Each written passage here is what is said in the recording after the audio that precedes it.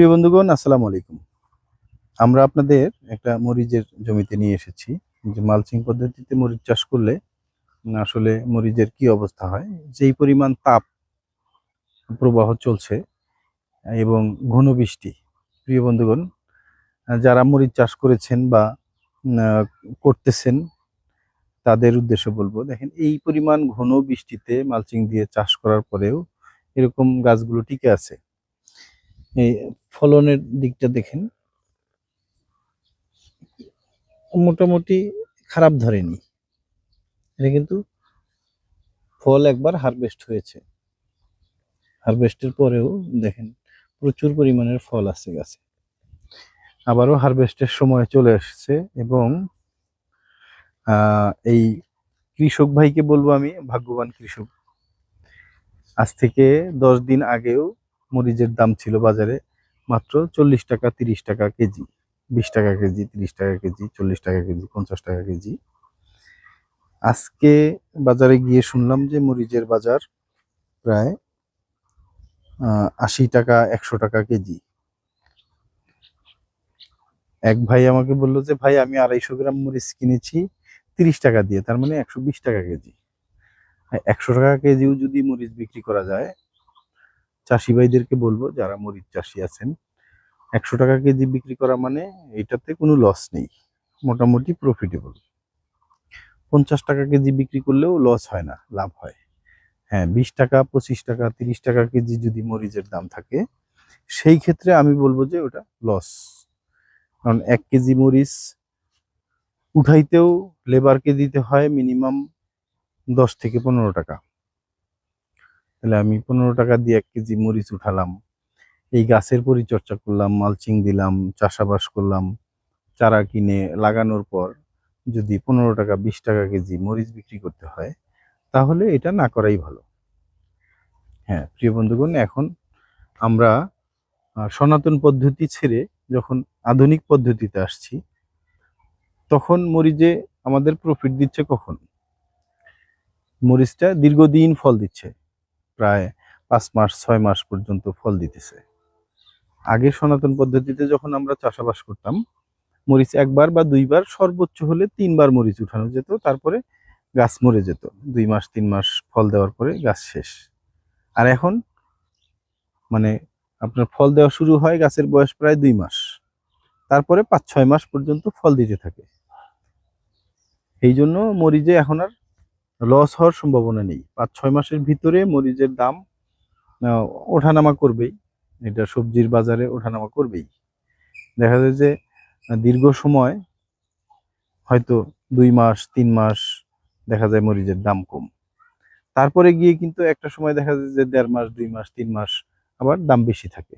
একটা গাছ যদি আপনাকে 6 মাসও যদি দেয় ফল, তাহলে আপনি 3 মাস দামটা ভালো পাচ্ছেন। আর এই 3 মাস যদি দাম ভালো পাওয়া যায়, তাহলে আমার মনে হয় না যে এই মরিচ চাষে লস হবে, মোটামুটি ভালো একটা প্রফিট আসবে।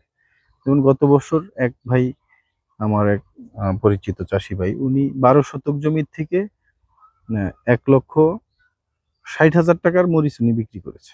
তার সর্বসাকুল্যে খরচ হয়েছে ওই জমিতে 30,000 টাকার মতো। তার মানে আপনার 30,000 টাকা খরচ করে প্রায় 1,30,000 টাকার মতো সে প্রফিট করেছে মাত্র চার 5 থেকে 6 মাস বা 7 মাসে। তো এইটা কিন্তু খারাপ না ভাই। 30,000 টাকা ইনভেস্ট করে 6 মাস 7 মাসে প্রায় 1-1.5 লাখ টাকা লাভ করা, 1,20,000-30,000 টাকা লাভ করা, এটা আসলে অন্য অন্য যে সবজিগুলো আছে সেই সবজিগুলোতে এরকম আসে না। সবজির মোটামুটি মরিচের চাহিদাটা বাজারে সবসময় থাকেই।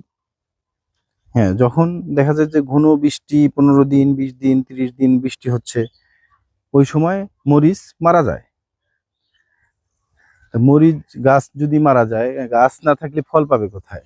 অসংখ্য চাষি ভাইয়েরা আছে যারা সনাতন পদ্ধতিতে চাষাবাদ করেন এখনো, তারা হলো গাছ টিকিয়ে রাখতে পারে না। ওই সময় দেখা যায় বাজারে সংকট হয়ে গেছে, মরিচ পাওয়া যাচ্ছে না। এই যারা আধুনিক পদ্ধতিতে চাষাবাদ করেন, এদের গাছ দাঁড়িয়ে থাকে এবং এরা মোটামুটি ভালো প্রফিট পায়। এই জন্য আমি যারা সনাতন পদ্ধতিতে চাষাবাদ এখনো করেন তাদের উদ্দেশ্যে বলতে চাই যে আপনারা সনাতন পদ্ধতি থেকে বের হয়ে আধুনিক পদ্ধতিতে আসেন এবং প্রফিট নিন। এখানে যদি আপনি চাষাবাদ প্রফিটের জন্যই করেন, আপনি যদি বারবার ক্ষতিগ্রস্ত হন, লস খান, তাহলে কিন্তু এই চাষাবাদ থেকে একসময় আপনি নিজে সরে যাবেন। তা আমরা চাই না যে আপনি চাষাবাদ বন্ধ করে দেন। অন্তত এই সেক্টরে টিকিয়ে রাখা আমাদের দায়িত্ব। যারা চাষি ভাইয়েরা আছে তাদেরকে বলবো যে আপনারা মহৎ কাজ করছেন, দেশকে বাঁচিয়ে রাখছেন, আমাদেরকে বাঁচিয়ে রাখছেন।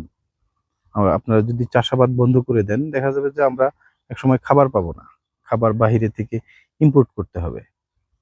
ইম্পোর্ট আসলে কতজন, কার সাধ্য আছে, মানে কতজনের সাধ্য আছে যে ইম্পোর্ট করা খাবার খেতে পারবো? ইম্পোর্ট করতে গেলেই জিনিসের দাম হাতের নাগালে থাকবে না, দাম অনেক বেড়ে যাবে চাষাবাদ যদি না হয়। আমরা আসলে বাংলাদেশে এরকম একটা উৎপাদনশীল দেশ যে আমরা নিজেরা খাবো এবং আমরা এক্সপোর্টও করতে পারি। বাংলাদেশ থেকে প্রচুর পরিমাণ এক্সপোর্ট হতো সবজি। বিগত সময়ে আহ, রাজনৈতিক কোন্দলের কারণে এই যে বাংলাদেশের যে গ্যাঞ্জাম চলছে, আওয়ামী লীগের পতন, আওয়ামী লীগ সমর্থিত ব্যবসায়ী যারা ছিল তারা পালিয়ে গেছে। তো ওই ব্যবসাটা হুট করে তো আর একদিনে তো আর সচল করা সম্ভব না, আস্তে আস্তে আবার সচল হচ্ছে। হয়তো একটা সময় সচল হয়ে যাবে যখন, তখন আমরা আবার ঘুরে দাঁড়াতে পারবো। একটু হোঁচট খেতেই হবে।